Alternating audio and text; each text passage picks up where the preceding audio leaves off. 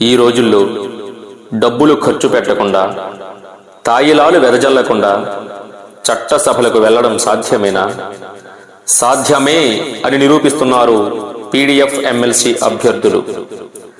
రాజ్యాంగ విలువలను పాటిస్తూ, ఓటరు ఆత్మాభిమానాన్ని గౌరవిస్తూ ముందుకు వెళ్తున్నారు పీడీఎఫ్ ఎమ్మెల్సీ అభ్యర్థులు. విద్యార్థులకు పాఠాలు చెప్పే ఉపాధ్యాయులు మరియు డిగ్రీ పట్టాలు పుచ్చుకున్న పట్టభద్రులు మేధావి వర్గం. వాళ్లకు తెలుసు ఎవరిని ఎన్నుకోవాలో, ఎవరికి చట్టసభలో పట్టం కట్టాలో. అందుకే 2007 నుండి నిన్న మొన్నటిదాకా జరిగిన ఎమ్మెల్సీ ఎన్నికల్లో అత్యధికంగా 14 సార్లు పీడీఎఫ్ అభ్యర్థులను గెలిపించి నిజాయితీకి, నిరాడంబరతకు, నిబద్ధతకు, ఉద్యమ స్ఫూర్తికి పట్టం కట్టారు మేధావులైన ఉపాధ్యాయులు, పట్టభద్రులు.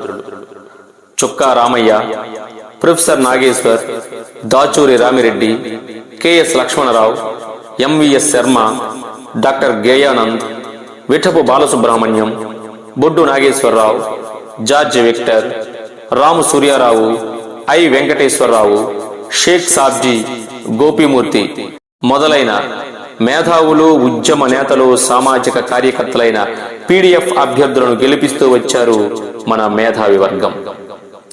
నేడు అదే కోవలో 6 ఏళ్ల ఉద్యోగ జీవితాన్ని త్యాగం చేసి, సంఘం పిలుపు మేరకు ఉపాధ్యాయ హక్కుల రక్షణే లక్ష్యంగా, భావి భారత పౌరుల క్షేమమే ధ్యేయంగా, సామాజిక స్పృహతో ఉత్తరాంధ్ర మగువ తెగువను చూపుతూ ఉత్తరాంధ్ర ఉద్యమ వారిని వినిపించడానికి ఉపాధ్యాయ ఎమ్మెల్సీ అభ్యర్థిగా పీడీఎఫ్ తరపున పోటీ చేస్తున్నారు శ్రీమతి కోరెడ్ల విజయగౌరి మేడం. విద్యార్థి దశలోనే ఎస్ఎఫ్ఐలో చేరి ఉద్యమ పాఠాలు నేర్చుకుని ఉపాధ్యాయురాలైనాక కూడా ఉపాధ్యాయ ఉద్యమ సంఘంలో చేరి విద్యార్థుల మరియు ఉపాధ్యాయుల హక్కుల కోసం నిరంతరం పోరాటం చేస్తున్న ఉత్తరాంధ్ర మహిళా నేత శ్రీమతి కోరెడ్ల విజయగౌరి.